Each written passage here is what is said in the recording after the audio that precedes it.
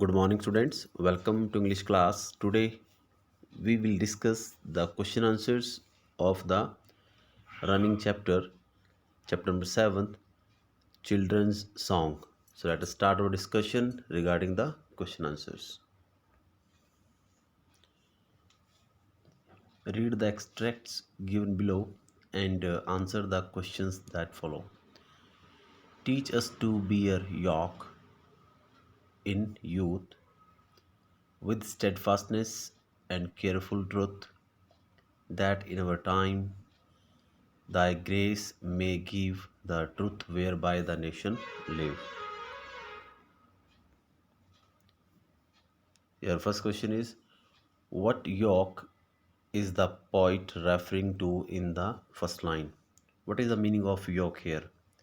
The poet is talking about the responsibility of nation in which we live.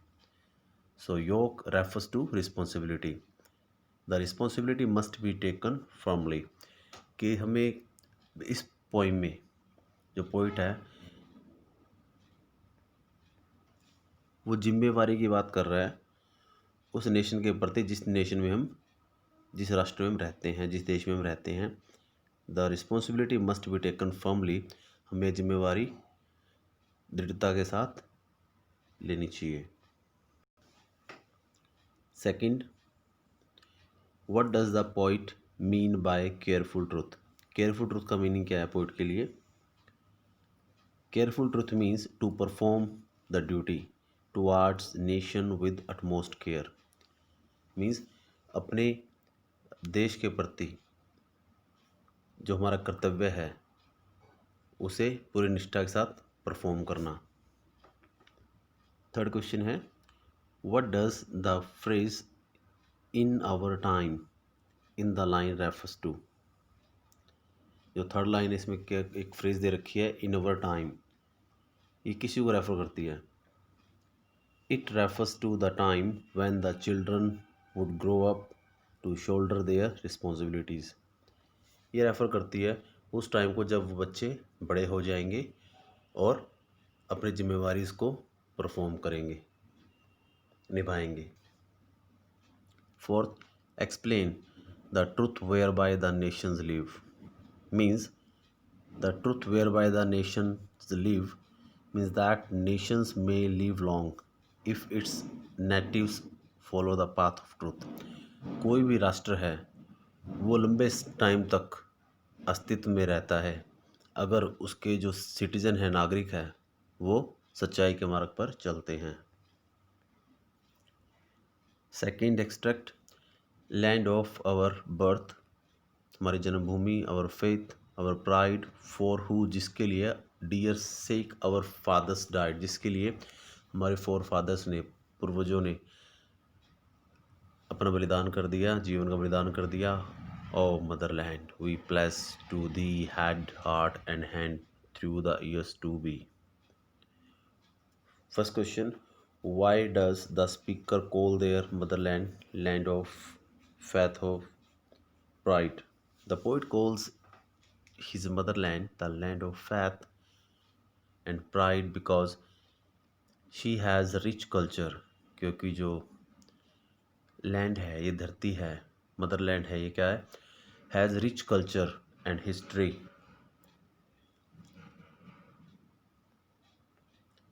क्योंकि एक समृद्ध culture रखती है, इतिहास रखती है, and past where our forefathers means ancestors, जहाँ पर जो पूर्वज थे, have sacrificed their lives for the honour of the land, जहाँ पे हमारे पूर्वजों ने अपनी मातृभूमि के सम्मान के लिए अपने प्राणों का बलिदान दे दिया. Second, how does the speaker wish to serve his motherland? Poet की इच्छा क्या, किस तरीके से अपनी मातृभूमि की सेवा करना चाहता है वो? The poet pledges to serve the country by his wholeheartedness as his ancestors did. वो वैसे ही इसकी सेवा करना चाहता है जिस तरीके से उसके पूर्वजों ने अपनी मातृभूमि की सेवा की थी. Next question, what do the words head, heart and hand in line fourth refers to. जो फोर्थ लाइन है इस एक्सट्रैक्ट की, उसके अंदर हेड हार्ट एंड हैंड किसको रेफर करते हैं? The words head heart and hand in line fourth refers to the entire dedication. ये डेडिकेशन को शो करती है, समर्पण की भावना को शो करते हैं टुवार्ड्स द मदरलैंड, मातृभूमि के प्रति जो हमारे कर्तव्य है उसको परफॉर्म करने की जो भावना होती है। It means everything would be dedicated to serve the nation. इसका मतलब ये है कि सब कुछ समर्पित किया जा सकता है राष्ट्र की सेवा के लिए। What purpose is served by the repetition of the word our in line first. First line में जो वर्ड दे रखा अवर, ये किस पर्पज़ की बात करता है?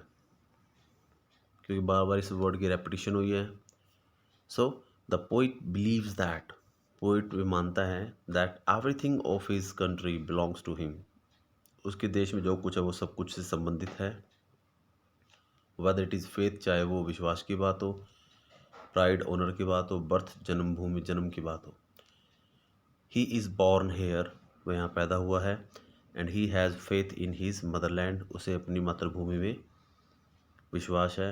And he is proud of her rich culture and past, और उसे गर्व है क्योंकि जो मातृभूमि है उसका एक समृद्ध संस्कृति है, विरासत है और एक बहुत सुंदर इतिहास है। Explain the following statements. We place to thee our love and toil in the years to be. So in this line the children pledge that, बच्चे शपथ लेते हैं, they would dedicate their love and labor to the motherland in the future, कि वो अपना प्यार और अपनी जो मेहनत है वो अपनी मातृभूमि को डेडिकेट कर देंगे भविष्य में। Second, that we may bring if need rise no maimed or worthless sacrifice। इसका मीनिंग क्या है?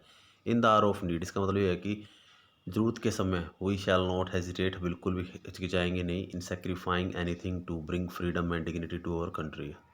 अगर ज़रूरत पड़े तो हम अपने देश के लिए अपना बलिदान भी, अपने प्राणों का बलिदान भी कर देंगे, अगर बात हमारे देश की आज़ादी की और सम्मान की आती है तो। Next question is that we with thee may walk uncowed, uncowed means without any fear, by fear or favor of the crowd. Here the children say that we means youth of the nation will walk fearlessly in our nation, कि हम बिना किसी डर के अपने देश के अंदर घूम सकेंगे यहाँ वहाँ। Fourth, mirth that has no bitter springs, the poet wishes for such happiness where the people would not have any bitterness or heart or hatred for one another. Poet उन खुशियों की उम्मीद करता है जहाँ पे people would have no any bitterness, जहाँ पे लोगों के दिलों में कड़वाहट नहीं होगी, कोई घृणा नहीं होगी एक दूसरे के प्रति। And D part, the repetition of a sound to create a musical effect in a poem is called repetition. Repetition of a sound, जब भी किसी ध्वनि की पुनरावृत्ति होती है एक म्यूजिकल इफेक्ट क्रिएट करने को, उसको हम क्या बोलते हैं? एलिट्रेशन बोलते हैं। And find at least 4 examples of alliteration in the poem. First, that they may build from age to age. Here is repetition of age to age, means sound of A. Head, heart and hand through the years to be, means sound of H, repetition of sound H. Third, forgiveness free of evil done, sound of F. And fourth, what is the rhyming scheme of the poem? The rhyming scheme of the poem is AABB. So dear students, today we have discussed some question answers of this poem, means part B, part C and part D. In part A table is given and this table consist of 2 column. जो first part A part आपका, इसके अंदर 2 columns दिए गए हैं, एक table दी गई, इसके 2 कॉलम हैं, कॉलम ए और कॉलम बी। जो कॉलम ए है, it refers to the virtues and qualities that the children pray to God to bless them, जिसमें बच्चे भगवान से प्रार्थना करते हैं कि उन्हें ये सारी qualities they.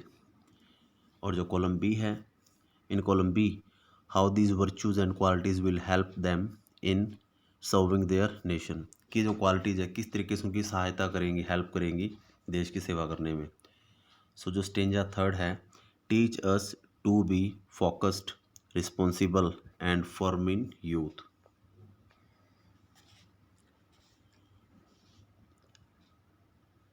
Teach us to be focused, single minded, responsible, जिम्मेवारी परफॉर्म करना, एंड फर्म इन यूथ। तो column B, you will write, it will give us truth whereby nation live. इससे क्या होगा, इससे हमें सच्चाई के मार्ग पर चलने का अवसर मिलेगा, जिससे, क्योंकि सच्चाई के मार्ग पर चलकर ही कोई भी जो नेशन है वो सरवाइव कर सकता है।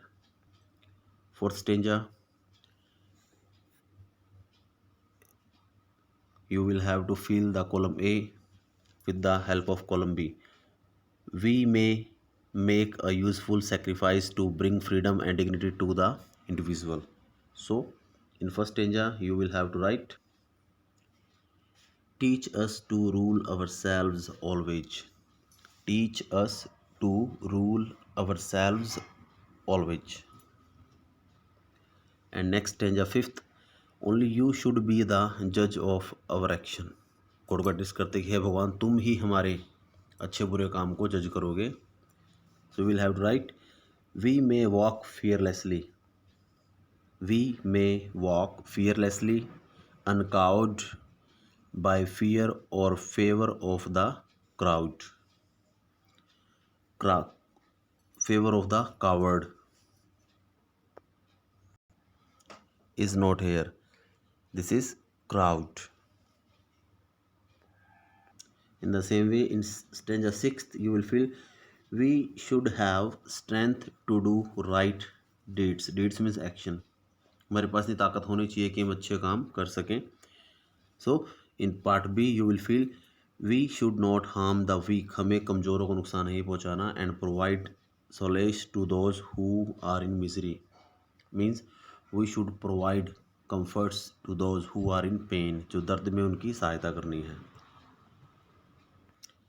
And seventh stanza, teach us to seek happiness in simplicity and nobility and to learn forgiveness.